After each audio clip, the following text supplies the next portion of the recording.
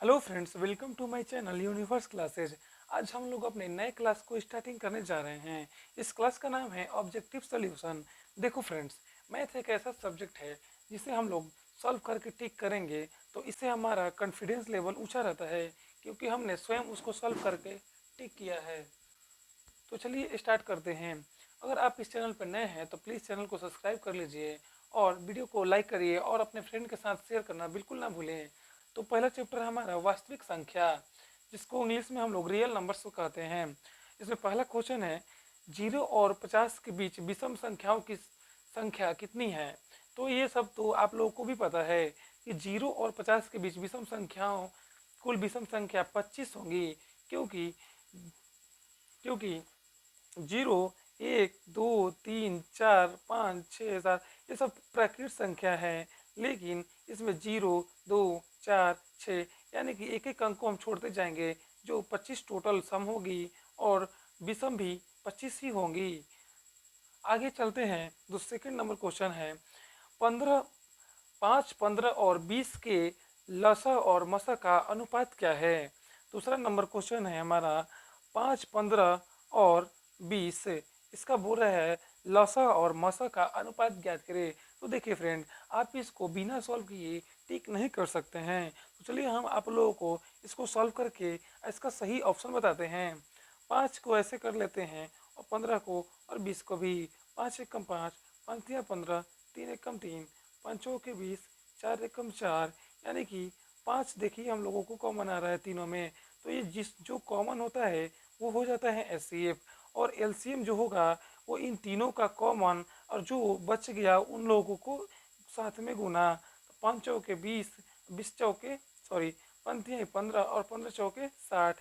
इसमें पहले एलसीएम और एचसीएफ का अनुपात पूछ रहा है आपसे। तो एलसीएम आया 60 और एचसीएफ आया 5। 5 से इसको डिवाइड करते हैं, 5 एकम 5, 12 25 60। तो इसका मतलब ये हमारा राइट आंसर क्या हुआ, 12:1, जो ऑप्शन नंबर डी में है। तो इसी तरह आगे सॉल्व करते हैं। तीसरा नंबर क्वेश्चन बोल रहा है, निम्नलिखित में कौन अपरिमेय नहीं है, यानी कि इनमें से कौन सी संख्या ऐसी है जो अपरिमेय नहीं है, यानी कि परिमेय संख्या है। तो फ्रेंड्स, रूट में जो भी अंक होता है वो सभी अपरिमेय संख्याएं होती है, लेकिन कुछ संख्याएं ऐसी होती है जिसका वर्गमूल करने पर वो अपना परिमेय संख्या के रूप में आ जाती है। इसी तरह हम लोग ऑप्शन नंबर ए को जांच करते हैं कि परिमेय है कि अपरिमेय। तो रूट 10 है। रूट 10 का हम लोग कभी भी वर्गमूल नहीं निकाल सकते हैं, तो अतः ये अपरिमेय संख्या है। इसी तरह रूट 24 भी है। रूट 24 को भी हम लोग कभी भी वर्गमूल नहीं निकाल सकते हैं, और इसी तरह रूट 35 का भी नहीं निकाल सकते हैं।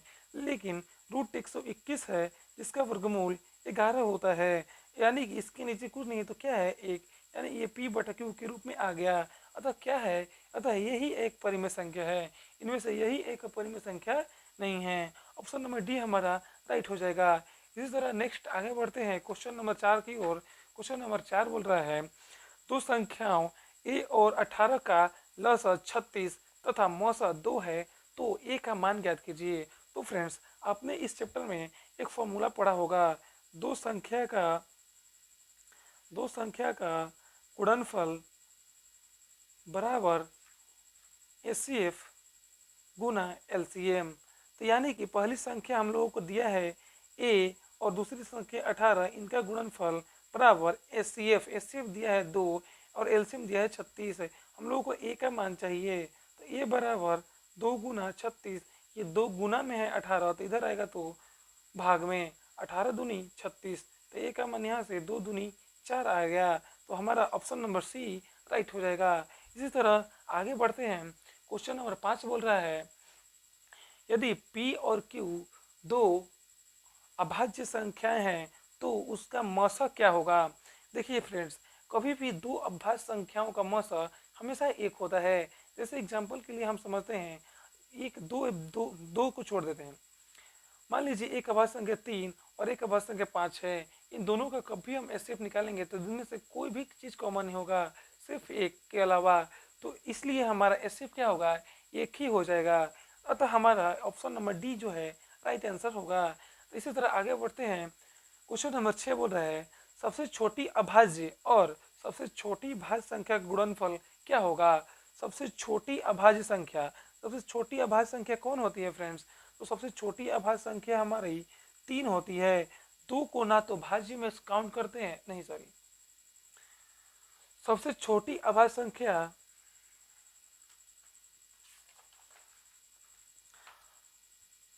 क्वेश्चन नंबर 6 है, सबसे छोटी अभाज्य संख्या और सबसे छोटी भाज्य संख्या का गुणनफल क्या होगा? तो फ्रेंड्स, सबसे छोटी अभाज्य संख्या जो होती है वो होती है 2, और जो छोटी भाज्य संख्या होती है वो होती है 4। यानी कि इन दोनों का गुणनफल आपसे पूछ रहा है। तो 4 2 जा 8, ऑप्शन नंबर सी जो है हमारा राइट आंसर होगा। आप लोगों ने भाज्य और अभाज्य तो पढ़ा ही होगा बचपन में, तो हम उसको नहीं पढ़ाएंगे। चलिए क्वेश्चन नंबर 7 की ओर बढ़ते हैं। 7 नंबर क्वेश्चन है, निम्नलिखित में कौन सी अभाज्य संख्या है? तो आपने अभाज्य संख्या की परिभाषा पढ़ा होगा, वैसी संख्या जिसका अभाज्य गुणनखंड करने पर सिर्फ 2 ही गुणनखंड आए, और भाज्य संख्या की परिभाषा है वो होती है वैसी वैसी संख्या जिसका अब वैसी संख्या है जिसका गुणनखंड करने पर 2 से अधिक गुणनखंड हो, उसे भाज्य संख्या कहते हैं। तो इसमें अभाज्य संख्या पूछ रहा है, तो चलिए हम लोग पहले 29 को करते हैं। 2 से नहीं कटेगा, ये डायरेक्ट 29 से ही कटेगा। यानी कि इसके देखिए, इसके 2 ही फैक्टर आ रहे हैं। आगे चलते हैं, एक और चेक कर लेते हैं। 25 को करेंगे 5 से, 5 5 5, यानी कि 1 2 3, इसके 3 फैक्टर आ रहा है, अतः ये भाज्य संख्या है। इसी तरह 16 को भी करेंगे तो इसके भी 2 2 8 जा 4, 2 2 जा 4, 2 2 2 जा 4, 2 1 जा 2, इसके भी 4 गुणनखंड आ गए। इसका मतलब ये भी भाज्य संख्या है और 15 भी भाज्य संख्या ही है। तो हमारा आंसर क्या होगा? ऑप्शन नंबर ए जो है राइट आंसर हो जाएगा। इसी तरह आगे बढ़ते हैं क्वेश्चन नंबर 8 की ओर। क्वेश्चन नंबर 8 बोल रहा है 3.27, इसके ऊपर जो है बार दिया गया है, इसको हम लोग बार पढ़ते हैं। ये क्या है? एक पूर्णांक संख्या है कि एक परिमेय संख्या है कि एक प्राकृत संख्या है कि एक अपरिमेय संख्या है? तो फ्रेंड्स, इसके ऊपर में जो बार लगा है वो ये कह रहा है कि 27 जो है ये भी बहुत दूर तक फैला है, यानी कि इसका रिपीटेशन हो रहा है, इसका खत्म नहीं है, यानी कि इसका अंत नहीं है। तो ऐसे में हम लोग कभी नहीं मालूम कर सकते हैं कि ये कौन सी संख्या है, ये पूर्णांक है। परिमेय तो हो नहीं सकता, क्योंकि हम लोग दशमलव हटा के नीचे कितना जीरो लगाए हमको तो खुद मालूम ही नहीं है, ये तो बढ़ते जा रहा है। अतः इसे पी बटा क्यू के रूप में भी नहीं लिख सकते हैं, अतः ये परिमेय संख्या भी नहीं है। और ना ही ये प्राकृत संख्या है, क्योंकि प्राकृत संख्या तो आप जानते हैं 1 2 3 होता है, ये भी प्राकृत संख्या नहीं है। तो अतः ये क्या हो जाएगा? अतः ये अपरिमेय संख्या है। इसी तरह आगे बढ़ते हैं क्वेश्चन नंबर 9 पर। क्वेश्चन नंबर है 9, किसी पूर्णांक m के लिए सम संख्या का रूप कौन है? यानी कि इस m का क्या ऐसा मान हो जाएगा जिसमें से ये जो इसका मान हम लोग रखेंगे तो वो सम संख्या बन जाएगी। तो पहले हम m प्लस m, पहले क्वेश्चन नंबर 9 जो है ऑप्शन नंबर ए को उठाते हैं। m+2 है, यहाँ m का मान हम लोग सब ऑप्शन में 1 रखेंगे, 1 रख के देखेंगे। m का जगह 1 रखेंगे प्लस 2, 2 और 1 क्या हुआ? 3। 3 जो है ये क्या कौन सी संख्या है? ये विषम संख्या है, लेकिन हम लोगों को पूछ रहा है कि सम संख्या कहना चाहिए, अतः ये ऑप्शन नंबर ए तो गलत हो गया। इसी तरह ऑप्शन बी को चेक करते हैं। 2m+1, यानी कि 2 और m का मान इसमें भी 1 रखेंगे, +1, 2 1 जे 2, +1 इसमें भी 3 आ रहा है, अतः ऑप्शन नंबर बी भी रॉन्ग है। ऑप्शन सी देखते हैं। 2m, 2m का मान कितना रखेंगे? 1, यहाँ बीच में गुना कुछ नहीं तो क्या है? गुना है। 2 1 जा 2, ये देखिए सम संख्या आ गया हमारा, अतः ऑप्शन नंबर सी है जो राइट आंसर हो जाएगा। आप लोग को डी भी हम चेक करके दिखा देते हैं। 2m-1, 2m का मान इसमें भी 1 1, 2 1 जा 2 -1, यानी कि 2 में से 1 कम किए तो 1 ही आ रहा है, अतः ये 1 क्या है? विषम संख्या ही है, अतः हमारा आंसर क्या होगा? Option number C. चलिए इसी तरह आगे बढ़ते हैं क्वेश्चन नंबर 10 की ओर। क्वेश्चन नंबर 10 बोल रहा है, निम्नलिखित में कौन सा अपरिमेय नहीं है? यानी अपरिमेय नहीं है तो क्या है? परिमेय है। देखिए पहला ऑप्शन दिया है √64/81, रूट में है दोनों मान, तो √64 किसका वर्गमूल है? 8 का, और 81 9 का, यानी कि p/q के रूप में हो गया, अतः ये परिमेय संख्या है। आगे चेक करते हैं option number B. Option B है 2√3, इसमें देखिए रूट जो है, रूट आने से ही इस मान को अपरिमेय बना देता है, अतः यह अपरिमेय संख्या है। इसमें भी देखिए इसी तरह √21, 21 √21/35 है, जो 21 होता है किसी भी चीज का वर्गमूल नहीं है, और ना ही ये 35, अतः ये भी क्या है, एक अपरिमेय संख्या है। और आगे भी है डी ऑप्शन जो है √3 √2, इस ये भी क्या है, ये भी एक अपरिमेय संख्या ही है। अतः हमारा आंसर क्या हुआ, ऑप्शन नंबर ए। इसी तरह क्वेश्चन नंबर 11 को देखा जाता है। क्वेश्चन नंबर 11 बोल रहा है निम्नलिखित में किसका दशमलव प्रसार शांत है। शांत का अर्थ ये है कि किसको हम इसमें हर, ऊपर वाले को हर बोलते हैं, और सॉरी ऊपर वाले को अंश बोलते हैं और नीचे वाले को हर, यानी कि हम लोग अंश और हर से, अंश से हर में डिवाइड कराएंगे। अगर पूरा पूरा डिवाइड हो जाएगा दशमलव के बाद तो वो शांत होगा, और नहीं हुआ तो अशांत हो जाएगा। तो चलिए ऑप्शन नंबर ए को देखते हैं। 3/8 यानी कि 8 को 3 से डिवाइड कराएंगे, जीरो देंगे, दशमलव जीरो, 8 का 24, यहाँ 6 आ गया, फिर जीरो, 8 सत्ते 56 यानी कि 4 आएगा, फिर जीरो, और 8 बचे 40।